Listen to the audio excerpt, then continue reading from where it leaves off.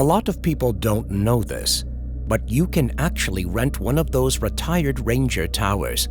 Since I love doing adventurous stuff, I decided for my vacation that I was going to spend a weekend renting one out. When I arrived at the ranger tower, I was greeted by the caretaker who gave me the keys. He also gave me a short tour of the place regarding how to use some of the amenities. After thanking him, he left a few minutes later, finally leaving me alone with the place. And man, was I glad I decided to rent the place out. The area was beautiful. I was surrounded by nothing but trees, mountains in the distance. It was really peaceful. The first night and day after went without a hitch. I'd relax and enjoy the views from atop the tower. Just as the weekend was coming to a close, that's when something happened. As I was getting ready to turn in for the night, I heard a howl from a distance. I figured it was about time that I heard a wolf or something. I hadn't seen so much as a deer the whole time since I had gotten there. But just as I was about to doze off, I heard the howl again, and this time it was even closer. Even if a wolf was getting closer, I figured there was no way it was getting up here anyway. I wasn't even going to bother taking a look outside until I started to hear something running along the trees outside. Now, I have no idea how big wolves get, but the footsteps I was hearing sounded really heavy. That's when I actually became concerned. If it wasn't an animal, then it could be a person, I thought to myself. And with my car parked at the bottom of the tower, I was concerned about my property being messed with. So I got out of bed and took a look outside. But after a few attempts with my flashlight, I wasn't able to spot anything. I did work up the courage to yell, "Hey, you're on private property.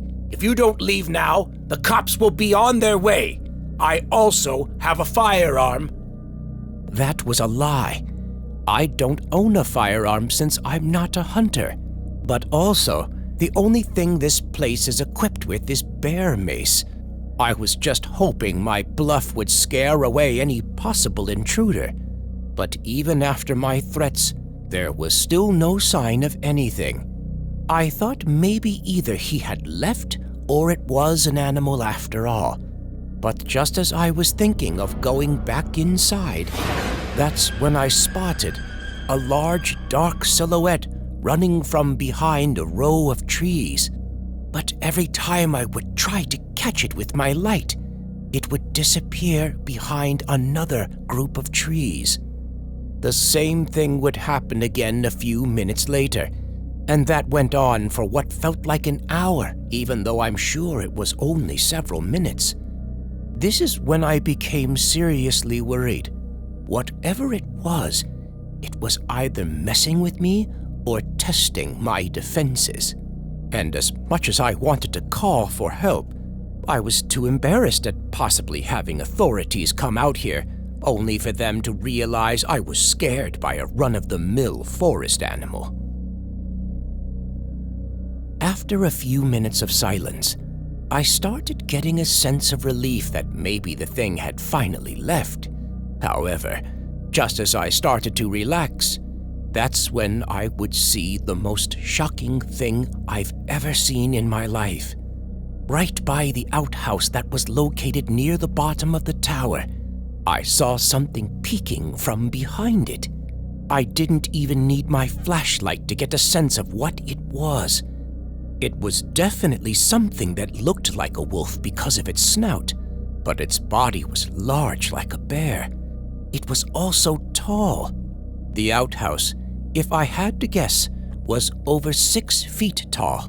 But whatever this thing was, it was crouching over it in an attempt to hide behind it.